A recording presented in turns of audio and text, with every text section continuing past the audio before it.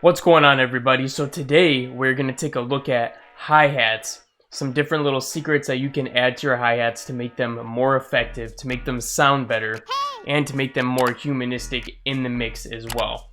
So without any further ado, let's jump in and take a look at some of these secrets.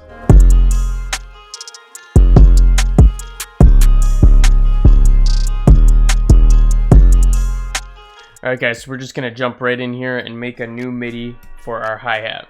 Okay, so when I'm making hi-hats, I usually start off with the two-step. So I'm going to go ahead and do that really quick. Alright, so we got our two-step going on. And this might sound a little faster than what you have going on right now. I'm working with a project that's 170 BPM, so it's a little bit faster. But all these concepts will still apply to you. So basically, I start with my little two-step here. And then I like to put in some triplets, some different little fills just to spice it up. And basically, we're just gonna go through here. We turned on triplet grid right here, and I like to play with the 16ths and then the 32s and kind of get some different things playing with those two. One thing to mention is don't overdo it. Try to put a little triplet pattern here or there, but don't put it all the time. You don't need it every bar or so. So we're just gonna play around with this and see what sounds good. So let's just try something right here. So we know that the clap's going to be hitting in the middle here, so let's not put anything there. So let's put something right before it. And it's also good to play with different frequencies as well. So we could go up or down or whatever we want to do.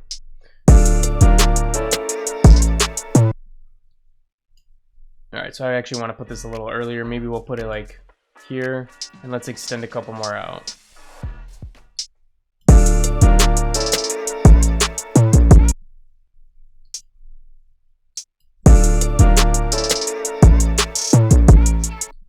Awesome, so that's starting to sound good. Another thing I like to do is sometimes I'll take the triplet grid off and put a little double in here somewhere. So maybe we put it at the very beginning. A lot of people like to do it right here. But I actually like to put it in other places. So maybe we'll try right here. And another thing I like to do is I like to take some of these as well and drop them down maybe a couple notes. So maybe we put it here, and it kind of switches up the regular pattern from going all the way. So let's hear that too.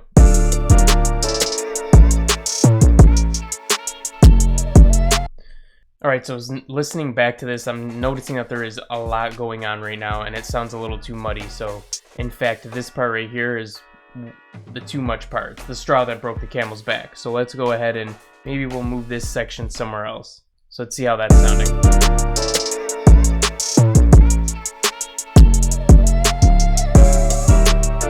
Perfect. Okay, see, there was enough space in between each of the crazy parts so that it's not too much going on all at once, and that it's going to leave some room for the rest of the beat to shine. Okay guys, so once you have like 4 bars that you're starting to like, what I usually do is I copy this over into 8 bars. And then what we're going to do from here is we're just going to change up some minor things. I'm going to change up the positioning of where things at. So maybe I put this one step closer. Maybe we move this to this one, as long as this isn't where the snare is going to hit. Let's see. Yeah, that should be good. So maybe we put that there. And maybe we back this one off quite a bit more. So I'll put this one all the way over here. And maybe we'll just put these two down. Maybe we'll go down, we'll transcend down like this. This is another cool little thing you can do. And let's see how that's starting to sound.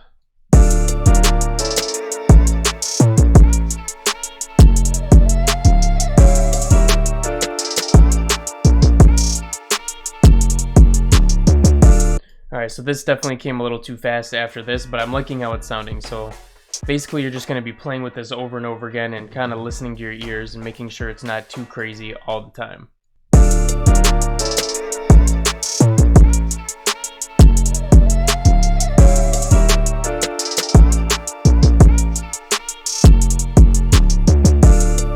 Awesome, so I'm starting to like how that's sounding now.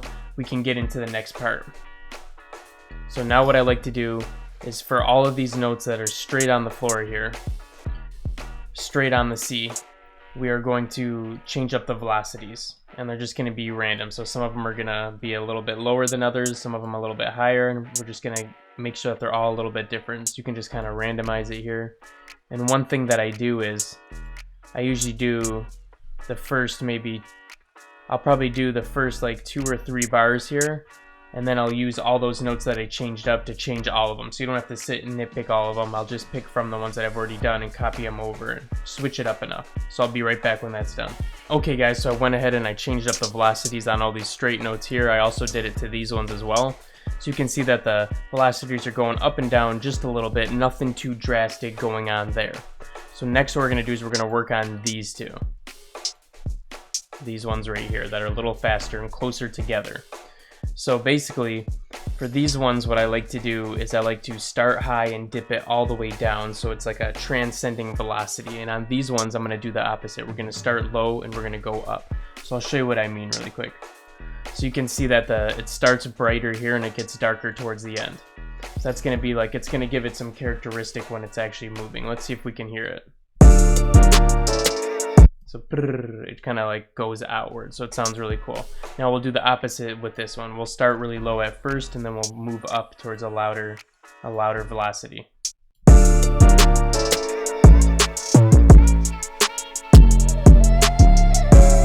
Awesome, so that sounds really good. We're gonna go ahead and copy these over to the other ones. And feel free to experiment around with these. Maybe you like that it goes upward on these ones instead of downward. Alright guys, so now that we have the velocities changed, we got some really good patterns going on. We could look at areas where you might want to take out notes now, something that might give it an even more characteristic to it. So let's listen to it really quick and see if there's any areas that it might sound good to take a note out here and there, just to kind of give it a little pause feeling. So what if we took out these 2 notes right here? Maybe we'll just take out one of them.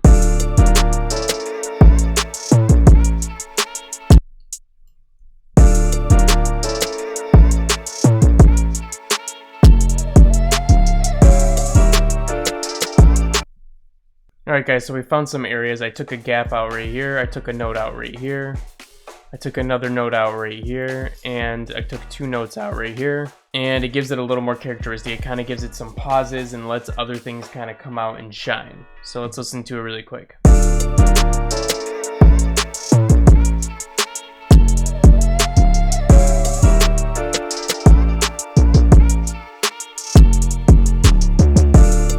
Awesome, so the last thing I want to talk about on the MIDI side here is I like to just offset everything just a little bit, alright?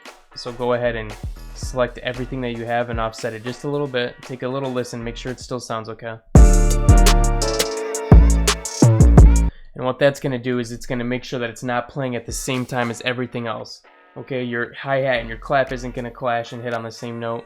Your hi-hat and your open hi-hat aren't going to hit exactly on the same note. That way it gives it its own space to breathe in there. So we just offset everything just a tiny little bit. So another thing I like to talk about right here is snap is automatically turned on by default when you load in a sample. So go ahead and unclick the snap there so that it lets you play the full sample of the hi-hat. So that way we have the full thing playing, okay? Another thing is by default it has 6 voices picked for you. I like to put this to 3 voices. It gives it a bit crushy sound. It makes it so that it only limits it to 3 different voices playing at the same time, and it makes the hi-hat sound more trappy-esque. You'll just have to play with it and see what I mean. It's very subtle, but it does make a difference. Another thing I like to do is turn down the decay and the release all the way so that it's not playing any longer than the note is playing in the MIDI.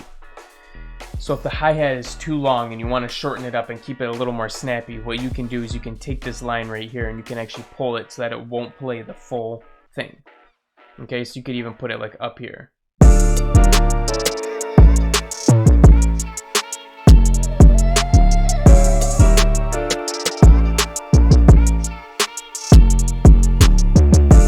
So you can get a completely different sound by doing that. One bonus little thing here that I want to throw in is if you click on the controls panel right here, there is actually a random pan option available for you. I know what you're thinking, that's dope, right? So literally, I like to put this anywhere between 10 and 20.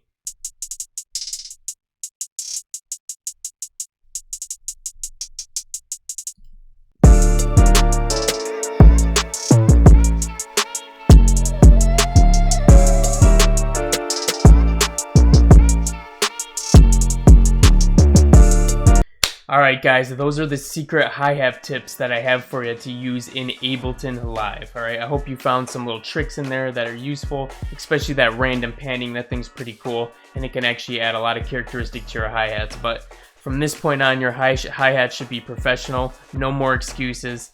All jokes aside guys, thank you so much for watching all the way to the end of this tutorial. Subscribe if you're new here, and hit that notification bell because we're dropping new tutorials every single week. Hit that like button for me if you like this, and anyways, I'll be talking to you again in the next one. Peace out.